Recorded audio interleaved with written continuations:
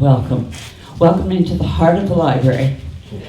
And today we are honored to welcome H2O Wakefield, a group of neighbors who are talking to us about water and our wells, water without which we cannot live, and about which we need to become more and more careful. So I'd like to remind people, please, to turn off their cell phones. There will be a bar. We also, the washrooms are available. Please keep your masks on. There will be a chance for questions at the end, I believe, right? And at the very end, we would really appreciate if some of you could help us by stacking chairs, helping us to stack chairs in the reception area. So let's sit back and learn what we need to know about water and our wells. Are you having your castle decision? Hi, I'm Nancy, and I'm part of the H2O Wakefield team. H2O Wakefield is a community-based volunteer group that was formed in 2020. The team focused on groundwater and wells in one area of the village of Wakefield.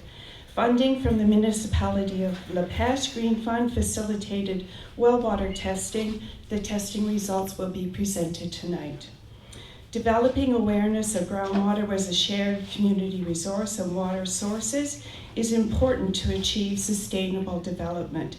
Today's presentation, the H2O website, and the new library books are a start to increase our knowledge base of groundwater, a resource that we want to protect in our village. We're inviting you to visit our H2O website, Wakefield website, for more information. I would now like to introduce our team. Jill Watkins has experience in project management, evidence-based public policy. She wrote the Green Fund application and many of the guidelines that you can read on the H2O site. Her input has guided the team in achieving our goals. Jill's quiet leadership is a real asset. Wakefield has an abundance of knowledgeable people who volunteer their time and enhance the community we live in. I'm thrilled to introduce our panel members. They're so skilled. Meredith Brown is an environmental consultant, a community volunteer, a mother, the founding executive director, and longtime riverkeeper for their charitable organization, Ottawa Riverkeeper, a licensed member of the Waterkeeper Alliance. Meredith holds degrees in biology, environmental engineering, and resource and environmental management. She has devoted her career to restoring and protecting Canada's fresh water. Meredith has worked collaboratively across Canada on issues related to water pollution, in-stream flow, river restoration, watershed governance, and watershed health. Meredith is currently an advisor in the International Boreal Conservation Campaign with an emphasis on finding innovative financing solutions to support Indigenous-led conservation and advance economic reconciliation. Meredith's passion for traveling by canoe has led her to volunteer as a director of the Canadian Canoe Museum.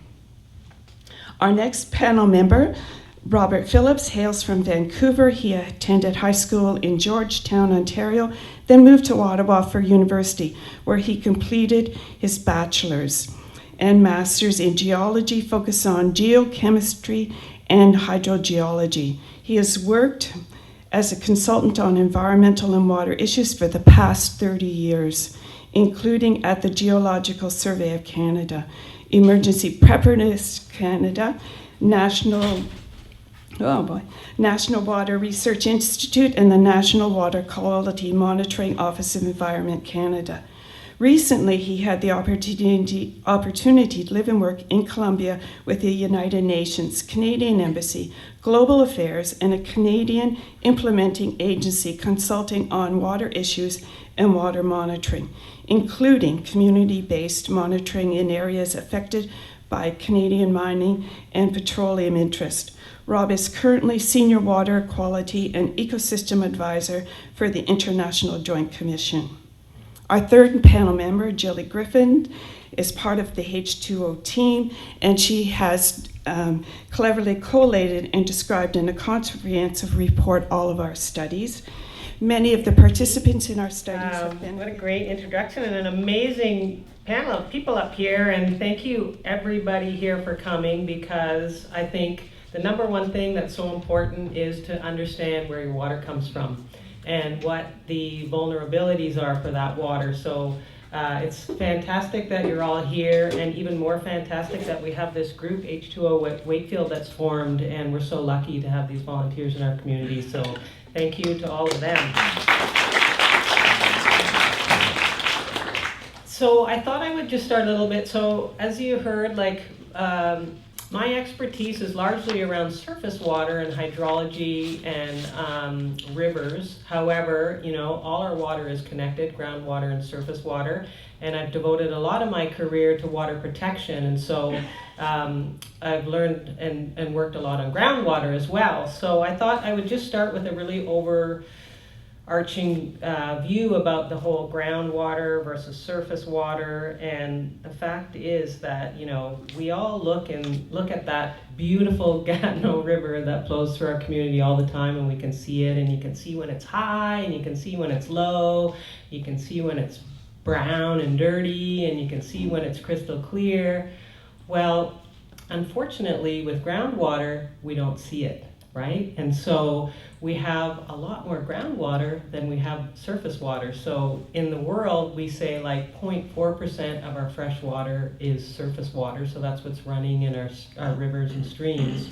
And about 30% is groundwater. So we have a whole lot more groundwater that we actually can't see. And that makes it challenging when it comes time to manage the groundwater. The other thing that's interesting about groundwater compared to surface water is that it moves very slowly. So you see how quickly the river is moving past us, but with groundwater, and of course it's variable, and I'm sure we're going to learn a lot from Rob here, who's a hydrogeologist, but one of the things about groundwater is that it has varying residence times. So you may have a groundwater like an aquifer where you have the water that's maybe it renews every few months, but sometimes it's thousands of years. So it's moving so slowly that it becomes challenging if it gets polluted, because then it's really difficult to clean it, unlike surface water that keeps running. So that's important. And in our groundwater, we have these aquifers that we're going to learn a lot about, and aquifers come in all shapes and all sizes. But again, we can't see them, right? So your well, I think everybody in Wakefield, that's one thing we all have in common, right? We all rely on groundwater for our drinking water, for the water that we use for cooking and hygiene. And your well is basically your connection to the aquifer and your connection to groundwater, and that's your well. So that's kind of what has brought all of us together here, right?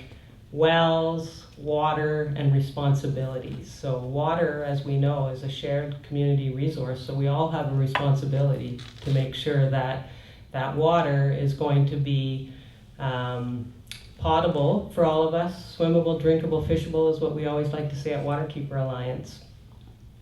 And so it's common property, so shared responsibilities, I think that's really an important piece, and I'm going to touch on those shared responsibilities. But I just want to say that this group, H2O Wakefield, is so awesome because we all know that our village is changing. We've seen it.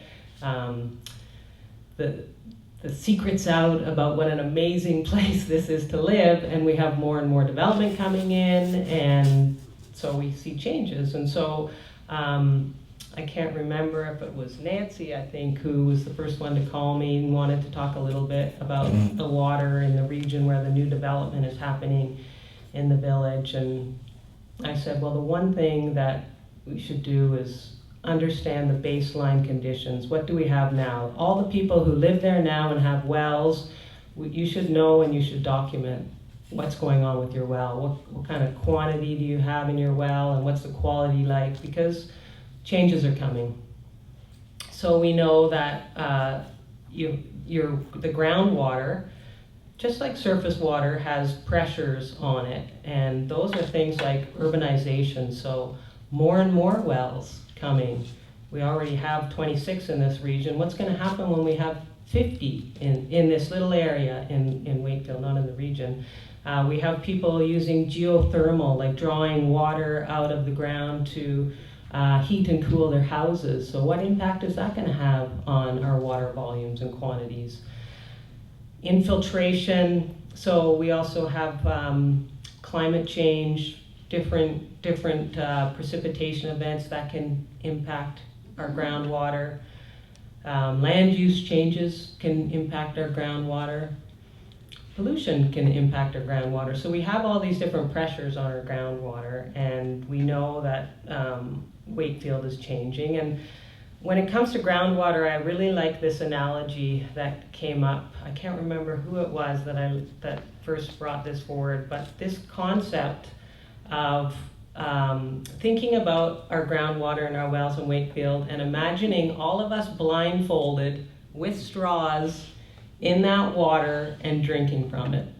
And we don't know when it's going to run out, and we don't know what's coming up that straw. So just hold on to that analogy and think about it. So the changes that we think about, we have to think about two types of changes to the groundwater and to your well water. One is a change in water quality. So that means you have to think about the different contaminants that can get into your groundwater. And the second is water quantity, so the amount that you have. Is your well going to run out, for example? So the quality, the things that can impact the quality are things like your septic system, or maybe your neighbor's septic system, or maybe a manure pile that's nearby. We probably all know, I know that everybody in the water world really knows and thinks about the Watkins tragedy that happened in the year 2000 when the community had this shared well. Their monitoring and wasn't as up to speed as it should have been, and a big rain event happened in the spring, and the manure that was stored in this one area seeped into the well water, and a lot of people got really sick and some people died. So that was a real turning point in Ontario, especially in terms of understanding vulnerabilities to groundwater. So the other things that can impact the water quality are things like salt. You know, are people using salt on their own properties? Are we using it on our roadways? Fertilizers, pesticides, any kind of spills, oil spills, anything like that nearby. So anything that happens on the surface can percolate through the soil and into the water. And I'm sure that we're going to hear a lot more specific about, you know, what influences how that happens from Bob. But so that's the quality to think about, and then the quantity, like I mentioned, the number of wells. So how much water are we withdrawing from that aquifer? So we put more and more wells in, more people are going to be withdrawing water.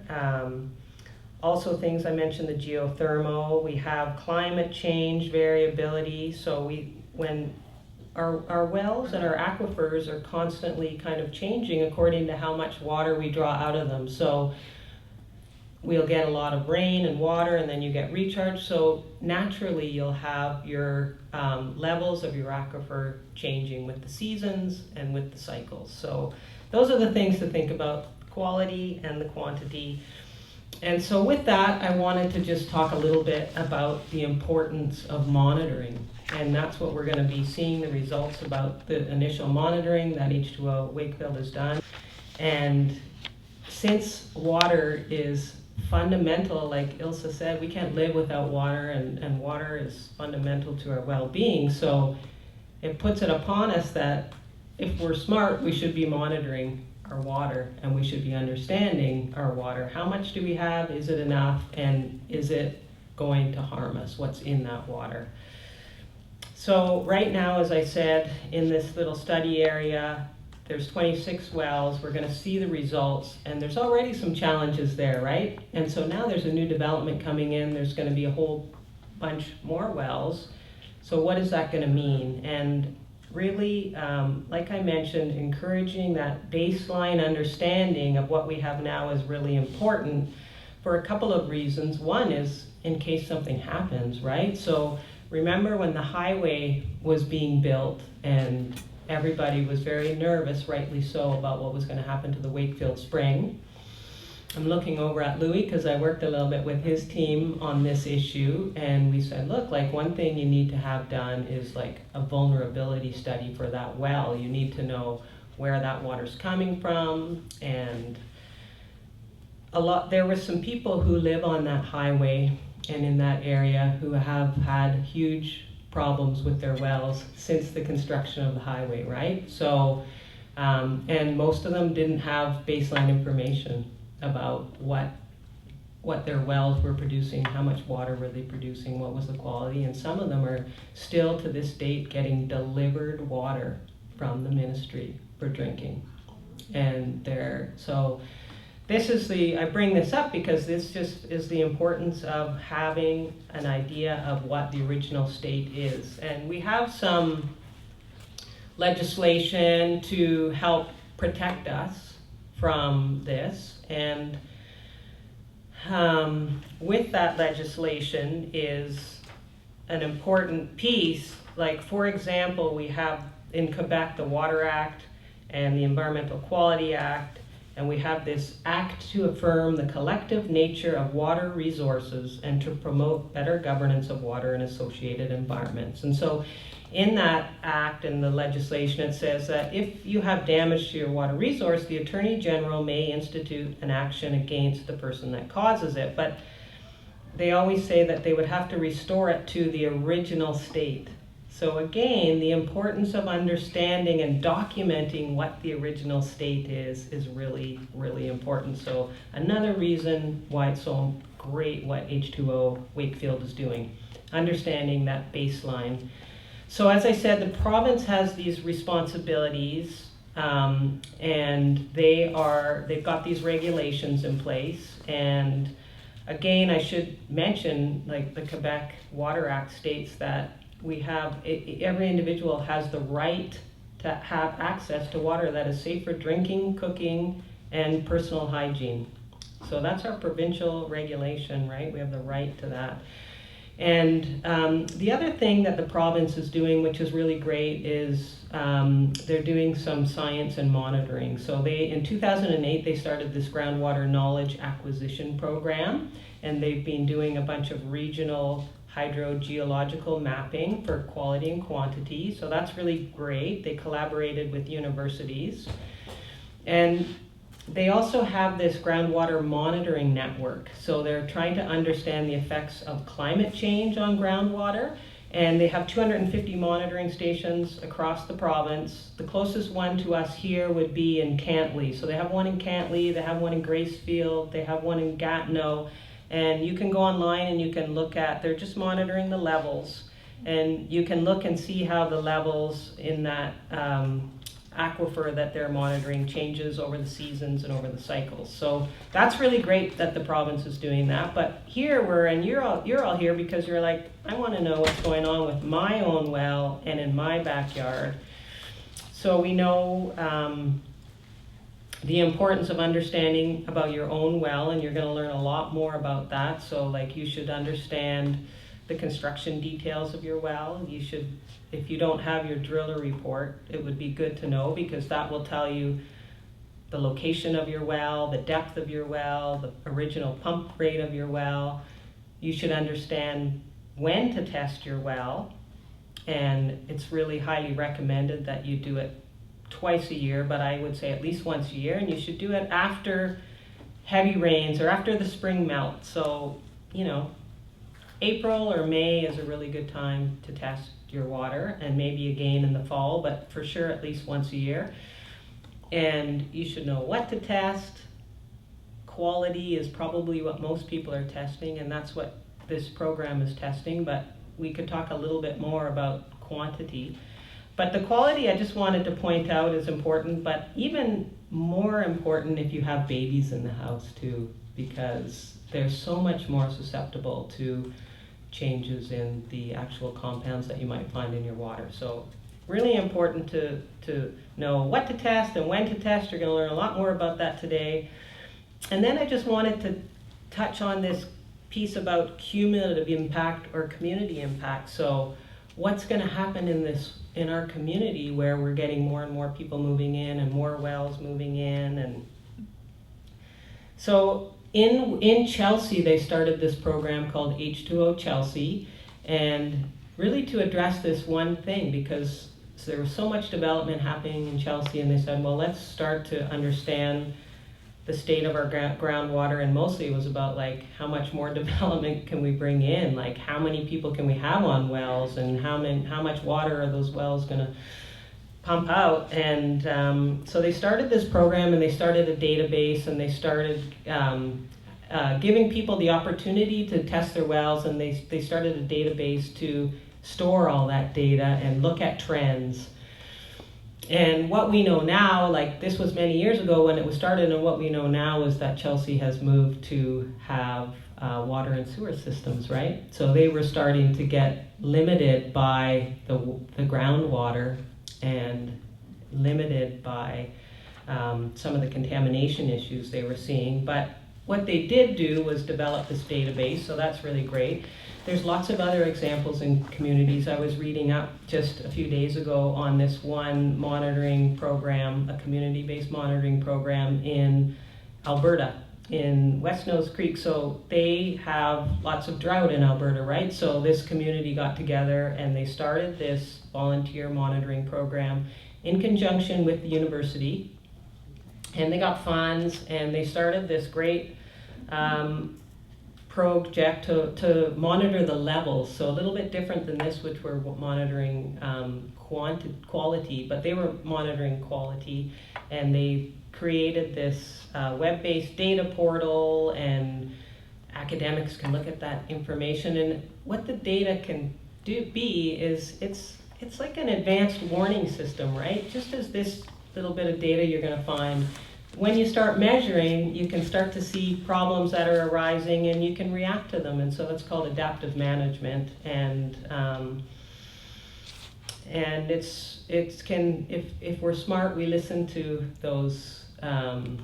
We listen to what we hear from our measurements, and we adapt our actions to see what's happening. So I think the point I'm making is Wakefield is probably at the time where it's a good time to start paying more attention to our groundwater, doing more monitoring. So grateful to have H2O Wakefield doing that and starting this, and we can take it to all kinds of different places. So that's all. Thanks for coming and being interested, and I'm looking forward to learning along today as well.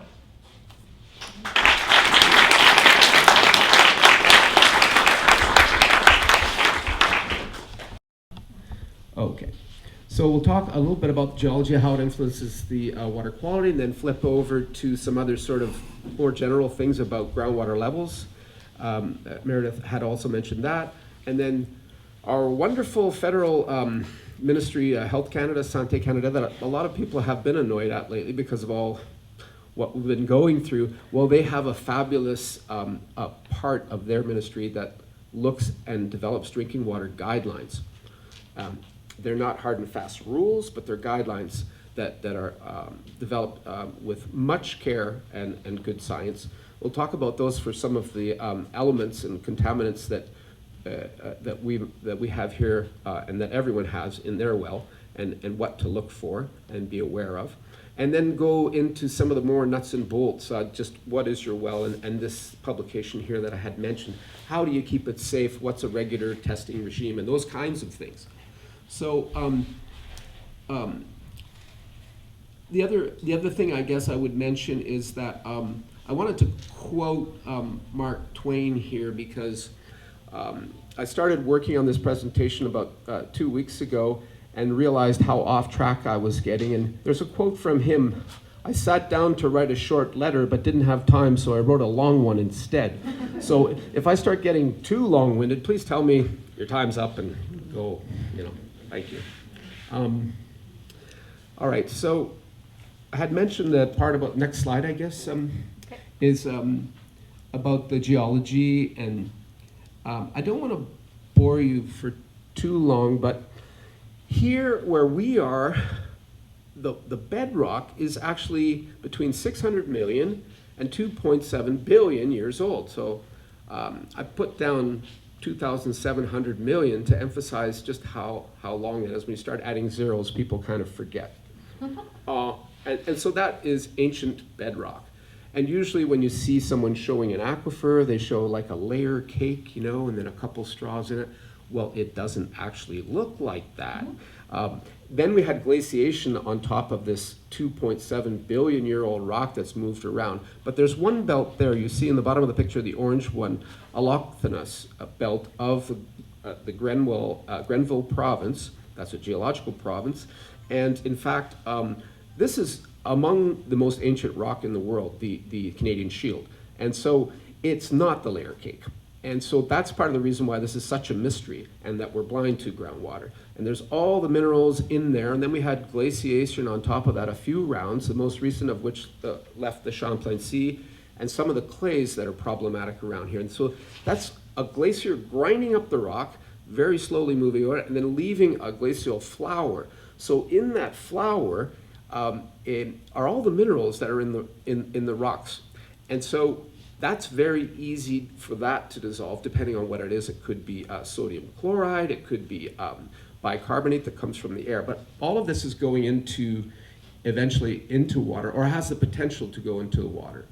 And in this part of the world, we have things like phlogopite mica that used to be used in, I'll have a slide later for that. Next slide, please. So on the way back yesterday home, I thought, let's get a picture of this. So I just took a photo of the Morrison Quarry. And you just look at the complexity of the layers there and how many times that have been heated up, dropped down to depth, and now finally back up to the surface. Initially sediments probably, but then metamorphosed several times, and then so just the complexity of the geology is part of the riddle here in where we live with respect to groundwater. This textbook from Alfonso Rivera that he wrote a few years ago when I saw it, he worked at NRCan for years. He actually sent me a copy when we were down south, and I thought, oh, that's great, we finally mapped all our aquifers. Well, guess what? The main thing that you find out is that we know we know very little. It's almost like the more you know, the less you know. And so the amount of aquifers mapped in Canada is something like 0.2%.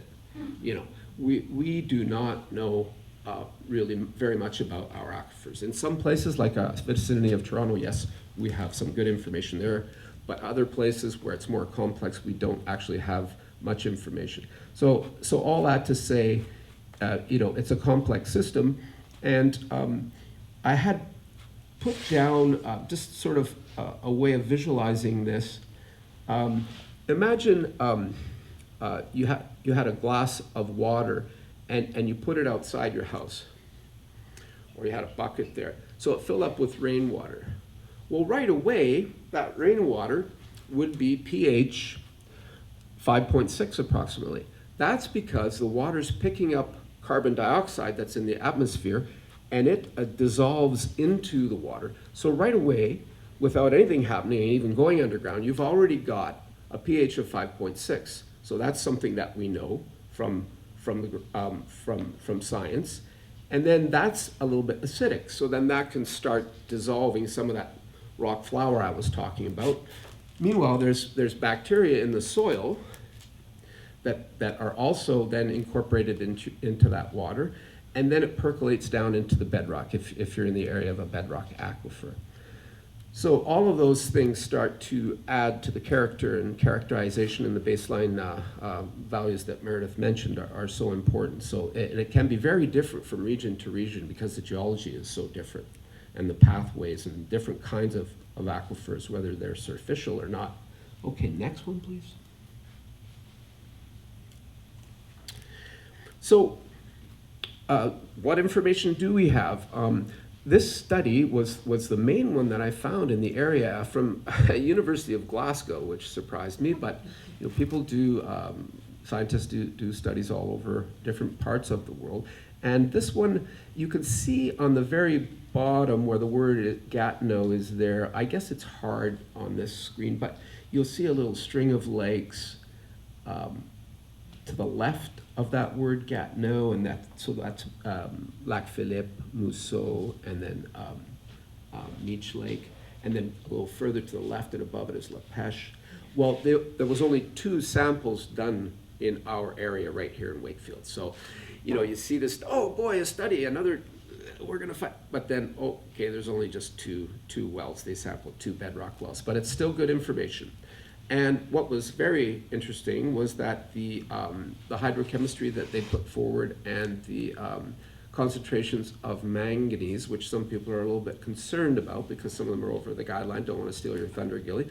But that's very consistent with the data that's in the information that Gillie's going to share with you next.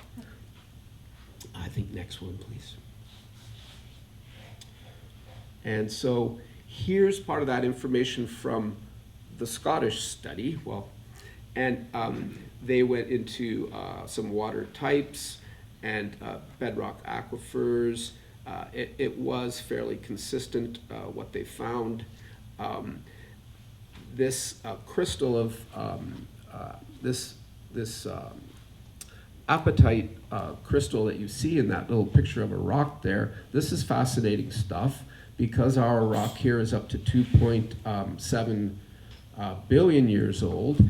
You have at times very slowly crystallized crystals, and apatite, which was used and mined in the area for fertilizer last century, or I guess the century before that.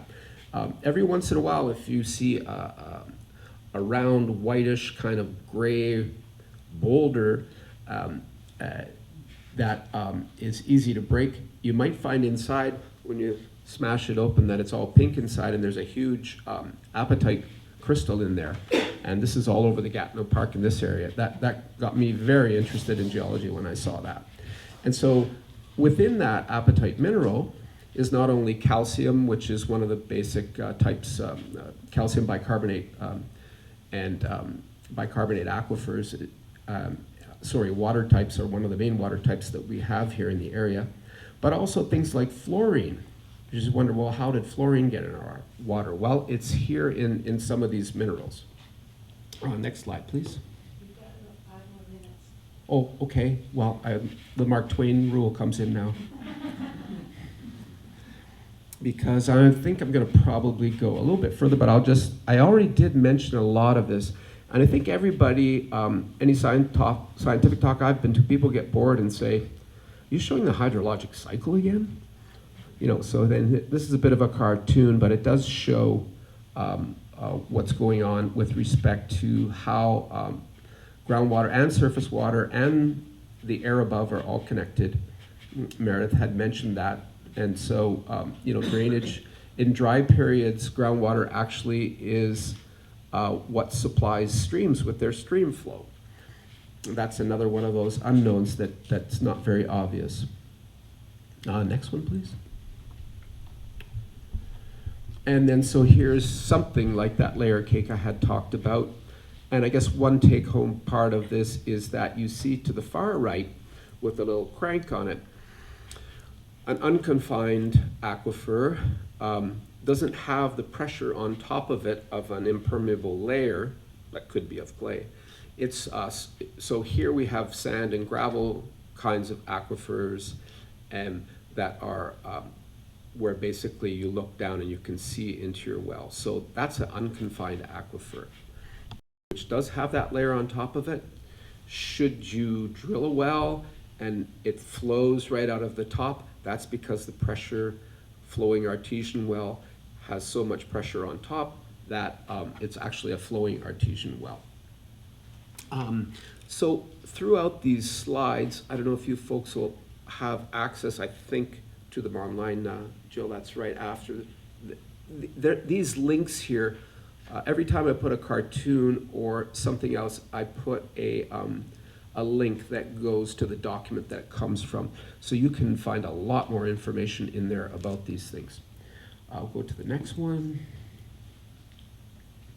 And then here's two types of wells. We saw them in the last slide. You had the unconfined one. So you may have one of these. At our home, we have a 4-foot wide well made of cement. We managed to hit water at 7 feet, and fortunate enough to have had that stay very vibrant all over the last 35 years. And the surface ones are a little more susceptible to contamination from the bacteria that are in the soil. So you have to monitor regularly, as mentioned. And on the left is the other kind, which is a drilled well. Usually that water, the deeper you go, the better the water quality, because you have less surface infiltration. Next slide, please. Okay, so just picking up on a couple, hinting again at a couple things. Here's the information on manganese from Health Canada guidelines for potable water. Not only do they tell you what the number is, but they go into detail as to how they derive that number from clinical studies, I won't go into those details, but I think this document, derivation of manganese guideline value, is something like 118 pages. And it tells you how they came up with that number, and then they always apply a safety factor because of the fact that science is not perfect and you can't just pick a number. So I wanted to emphasize that these guideline numbers, they're not a line in the sand. If you have a value that comes out in your analysis that says that you don't have 0.12, you've got 0.23 or 0.4, don't panic. Those are derived with a safety factor, and they're not lines in the sand. And if you look at the bottom of this slide, it shows that in other jurisdictions, like the World Health Organization, it's 0.4 milligrams per liter. And that's equivalent to part per million, roughly, those values. Australia, 0.5. Okay, and the other main thing, I think, was to mention, and Meredith already mentioned this about the youngsters and infants, being susceptible, and also adults. If you have lifelong exposure or intake to something that's over a value by a significant amount, that's when you need to start really considering it. Other than that, these are very much rough approximations, despite all the science that went into them. Next one, please. Yeah, and so, this is an example of how groundwater affects or could affect your health, and it's what is called fluorosis. So somebody with pretty good teeth here, actually, I'm not quite sure where that comes from, had mild dental fluorosis here. And so Health Canada has done so much work on this. It's everywhere. You may recall the whole controversies about whether to fluorinate a public supply or not and all these things. So should you be one of the folks who has fluorine a little bit higher than the value, don't worry that much. But keep your eye on it, keep doing the monitoring, or keep being aware of it. And then there's other ways that you can not have fluoride in your diet. For example, make sure you get a toothpaste that doesn't have fluoride in it, and right there that would probably help negate or alleviate any excess exposure to that.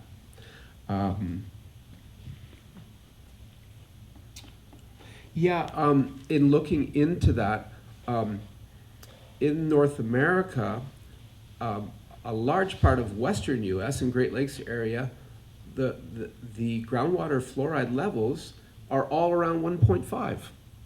And so this is normal to be over that. So that just underlines the point that I was trying to make here. Next slide, please.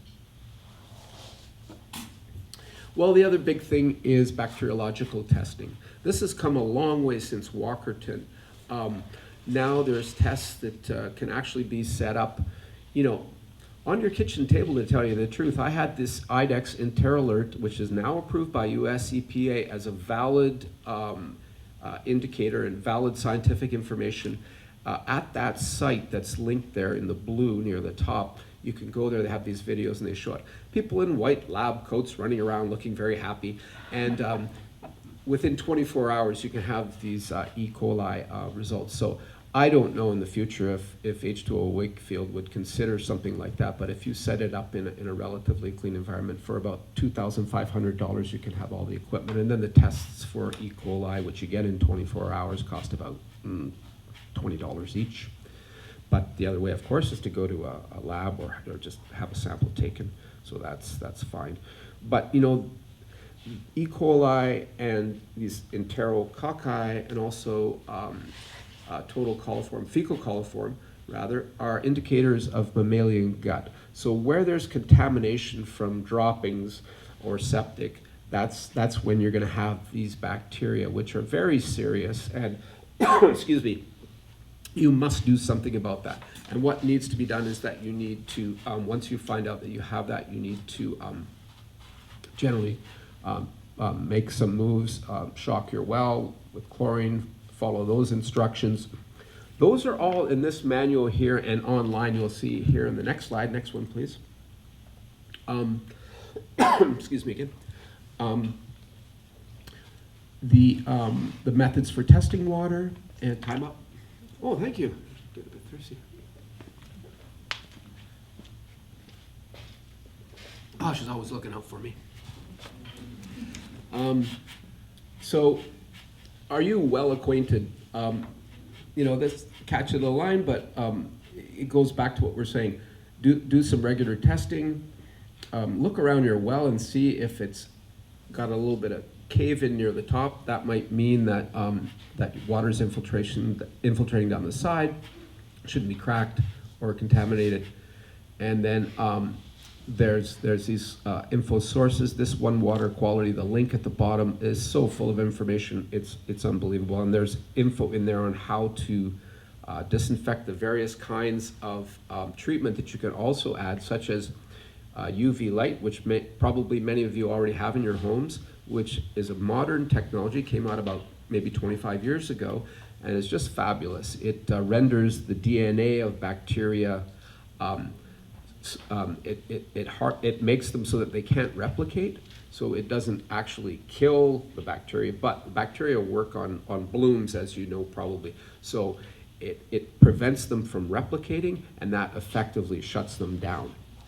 So so that's the main thing to do, is to consider, once you find out, should you find out that there's bacteriological contamination in your well, then you need to ask for help to find the right way to do shocking, so-called, usually carried out with just chlorine bleach, and there are dilution values, and depending on how the depth of water that you have and how much water you have, that would tell you how much bleach would go in your well. Bleach is often used, just regular house, bleach that you could buy in a store. So there is a solution for any problems that you might have. And so don't be alarmed. There's typically a way to solve your problem. Next one, please. Okay, well, that's it. So the Mark Twain rule came in, but all right. Thank you very much. Questions later, I think, not now.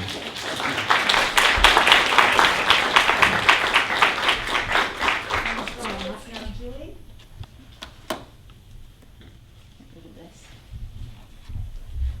So it's amazing to see so many people here, and we're really grateful to you all for turning out this afternoon to listen to our panelists, and thanks again to Meredith and to Rob for sharing all their knowledge.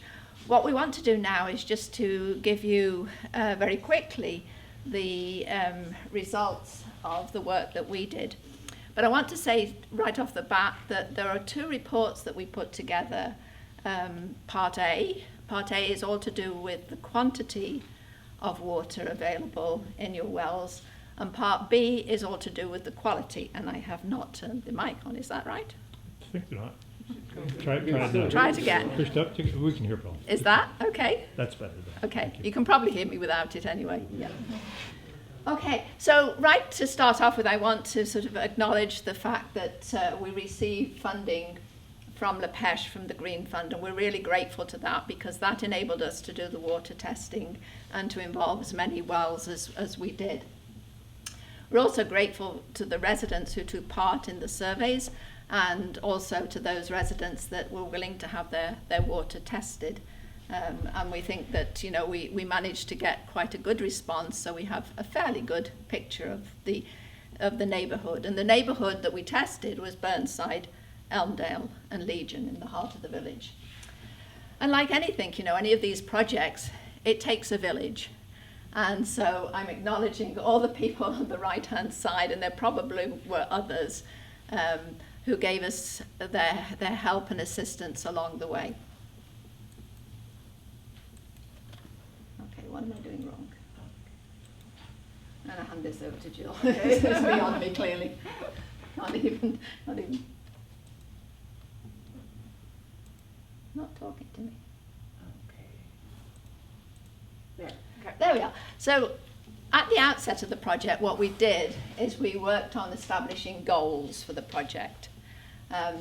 We wanted to develop awareness of water as a human right.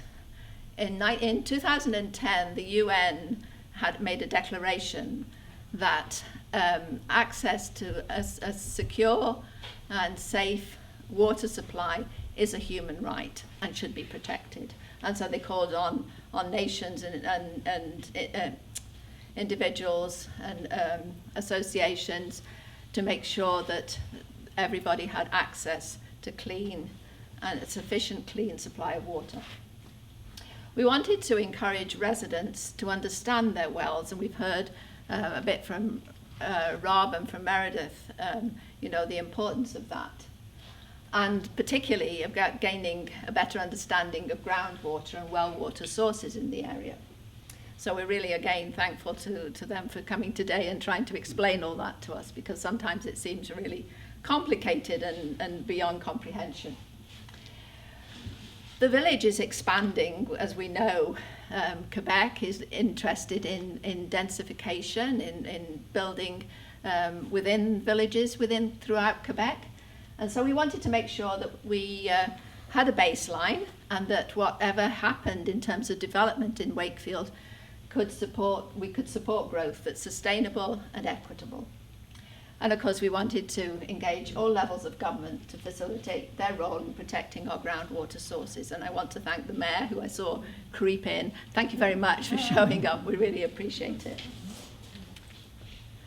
So I'm just going to talk about what we did, what we found, what we did with the findings, and what next. So the project really sort of started back in 2019, I think, with Nancy, who was hearing people talk about developments that were happening and people worrying about what was going to happen to their well water. And so there was a sort of informal ad hoc survey that was carried out. On the basis of the results of that survey, we put together a more comprehensive survey, and that went out sort of in November 2020. We actually contacted everybody in Elmdale and Burnside, I think, at that point. We contacted 67 homeowners, and we got 53 homeowners who responded. So that's about a 79% response rate, which for a survey, you know, isn't bad. And so the results of that survey we then compiled into a report. That's part A of our report, and it's available on the H2O website. And what that report does is it really talks about quantity of water. Following that, we decided that we really needed to work on the quality aspect. So thanks to Jill, who wrote an excellent grant, we were able to obtain funds from the La Pêche Green Funds. And when we did the original survey, we asked people whether they were interested in having their water tested. And so once we knew that we had the funds, then we worked, Jim in particular, crunched all the numbers for us and we figured out, you know, kind of what we could afford to offer in terms of subsidies. So then we went to the individuals that were interested in having their water tested and offered the testing. And we also involved, at that point, we all involved people on the Rhodes Legion as well. We wanted to make sure that we tried to carry out standardized procedures. So we developed a protocol. We talked to R-Cube, Wakefield's Rona, and they've been very helpful, incredibly helpful all throughout the project. We talked to them, and on the basis of what they said and what the lab said, Eurofins, which is the lab that did the testing, we then established a protocol, and we trialed the protocol into homes of the H2O Wakefield team. And then throughout July and August last year, Jill and Nancy, with the help of Linda and Huffy, tested 30 wells throughout Burnside, Elmdale, and Legion. I'm not done! So the protocol, well, I just want to talk about it a little bit. We agreed a time to sample the well with the homeowner. I mean, it was really important for us to try and involve homeowners as much as possible, because one of our goals was really to, you know, a sort of educational exercise. We collected the sample bottles from R-Cube, and that was a little bit challenging because of COVID.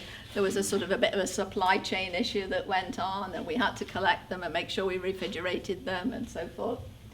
We, of course, had to follow COVID protocols, so we all wore masks, we kept a distance, and we carried hand sanitizer with us.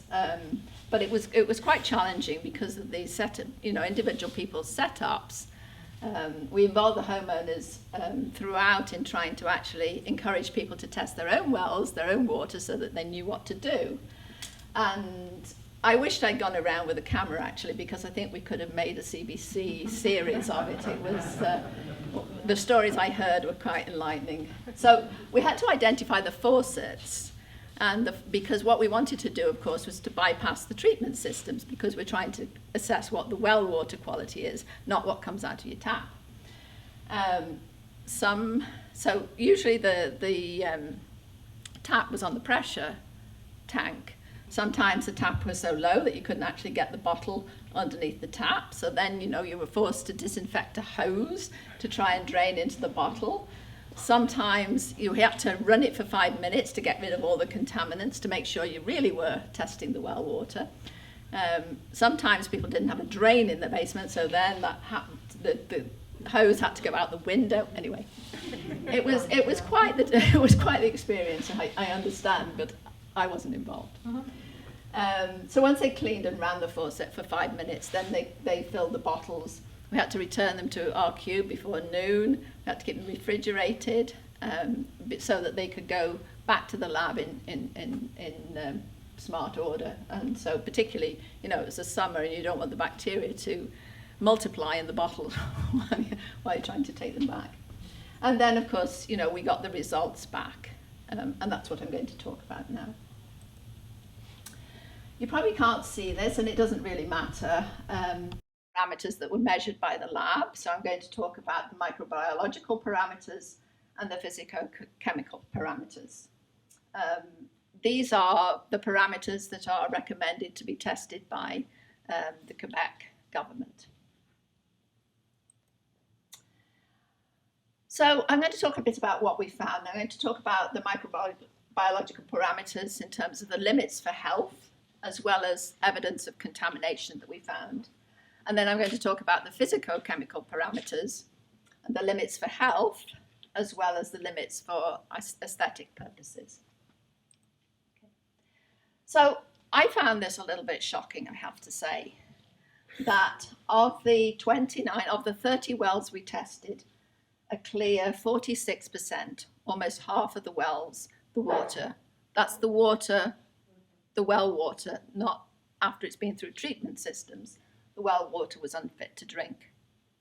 In a further 27% of the wells, we found some contamination, not to the level that it made it unfit to drink, but nonetheless, we found bacterial contamination. So only the well water in 27% of the wells that we tested was actually fit to drink, was actually clean, sorry. And then we looked at, the panel of physicochemical parameters as well. So we found that many wells had higher values of physicochemical parameters than acceptable for aesthetic purposes. And we know that. If you live in the village, you know very well that the water is hard. It furs up your kettle, and we know that, it stains the bath. And if you have hair like mine, it turns yellow with the iron. We know that. And I have to say that most parameters we found were actually below limits for health purposes. But as Rob, tried to steal my thunder, we did find that 14 wells had higher levels of manganese than has been set as the limit for health purposes. That's 14 wells, 42% had levels of manganese that were greater than 0.12 milligrams per mil. And I take your point that, these are guidelines, but in some instances, to be honest, the manganese levels were 10 times that level. And then we also found 2 wells where the fluoride levels were higher than 1.5 milligram per mil, the health limit. So what did we do with the findings? Well, for the microbiological findings, if the labs found that there were higher than acceptable levels, then they called RONA, they called RQ right away, and then they let us know, and then we let the owner know as soon as possible in case they were drinking the water straight from the tap with no treatment systems. We advised people to talk to RQ and to treat their well if they had high levels of bacterial contamination. And Rob talked about, shocking the well with bleach and so forth. RQ were really, really good and gave a discount to people to retest their wells to make sure that shocking had worked. But shockingly, doing that for some wells had no effect whatsoever. And so, the further recommendation was to either go and get the water from the spring or to then add a treatment system if you didn't have a treatment system already in place. But we were kind of a bit intrigued, why were these levels, why was there bacterial contamination? So we sort of went, well, maybe it's because, it's linked to rainfall, if there's been a heavy rain, maybe then the groundwater has seeped into the surface water has seeped into the wells. So thanks to Pablo Sanchez, who runs a weather station, we gathered all the weather data, the rainfall data for July and August, and we mapped that 2 to 3 days before we tested the well, and we found absolutely no correlation. So then we mapped that because we had information from our survey on the depth of people's wells, where people knew the depth of their wells, that is, we mapped it to the depth of the well, and that's what you're seeing here. But you can see, these are the surface wells down here, and these are the deepest wells here, and it was all over the map. There's no correlation with the depth of well. We did then map it to the location, and we found actually in 2 areas of Burnside, Elmdale, and Legion that every well we tested, the bacterial levels were higher than they should be for health reasons. That isn't to say that they weren't high in other places too. It was just that these were really, like every well. So physicochemical parameters, again, we were sort of a bit intrigued about manganese. And we did find in one area that all the wells that we tested showed higher levels than acceptable levels of manganese.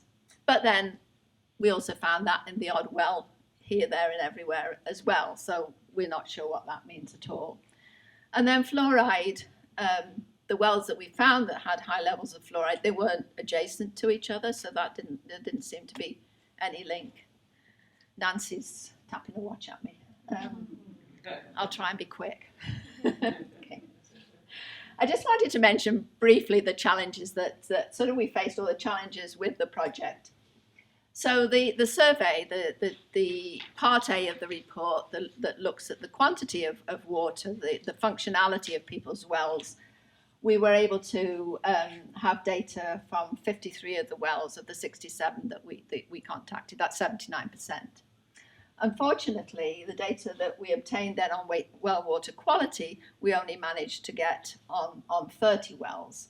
So that's kind of, that's less than 50%. And obviously we would have loved to have had tested everybody's well water. I mean, we recognize that though, that if we'd have done that, that the cost would have been much higher, because we were able to offer, thanks to the green funds and to R-Cube offering us a discount, we were able to test the physicochemical and the microbiological parameters for $62, which was, kind of amazing, because if you go and test it yourself, it's well over $200. Even so, at $62, I think that was the cost of testing was a barrier to people. I know that some friends and families supported people to have their wells tested. And also, when we saw there was a real need, we did sort of step in and offer a greater subsidy. But nonetheless, I do think it was a barrier. And then there was a complexity of the testing process. I mean, it was, as I tried to explain, it was not easy. And I think for a lot of people, they felt like the technical aspects of doing all that was sort of a barrier, and might be a barrier to them testing their well in the future. And then, of course, there's the understanding of the health implications. And it was really interesting that, some people had no idea that their well water was contaminated. Some people from the first survey said, no, they weren't interested in testing their water because they drank it. So, it's fine. And then, obviously, people are concerned. They don't know what the long-term implications are going to be for their health if the water isn't at the quality that it should be. So what next? I'm finishing up, Nancy. Thanks to Michelle and to a German student who just happened to be in Wakefield for the winter, we have a fabulous website. I hope you'll check it out. I hope you'll send us comments. I hope you'll tell us what else you need to see. We hope that will help enhance the understanding and importance of the testing well water, and I think we heard a lot about that this afternoon. We will be, if we haven't already, providing the municipality with the results of the survey and the testing. And we hope that you'll encourage, through your website, encourage links to the H2O. We hope you'll be able to link to H2O website. We have other, municipality has produced other documents that are quite relevant that are not yet on this website, so there could be an exchange of That's fabulous. That's fabulous. And as we said at the beginning, and I think it was reiterated by Rob and by Meredith, that, as we see development happening, we do have a baseline. It would have been nice to have a baseline for all wells, but at least we have a baseline for those 30 wells in the area. Quickly, I just wanted to reiterate our goals. We wanted to develop awareness of water as a human right and a shared community resource. It's one of those common goods that should be protected for everybody. We wanted to encourage residents to understand their wells, to understand how to take care of them. Residents are responsible for their wells. They're also responsible for their well water not contaminating the groundwater. Thanks to Rob and Meredith again, we've gained a bit of a better understanding of groundwater and well water sources. And through all the wonderful links they've provided, we'll be able to do that and to get more information. We want to support growth in the village that's sustainable and equitable. And we want to ensure that all levels of government are involved in protecting our precious resources. So thank you. Thank you so much for coming out this afternoon. It's been wonderful to see so many faces. And yeah, thanks to everybody listed on the slide. We're very grateful. Hi. I'm sorry, Nancy.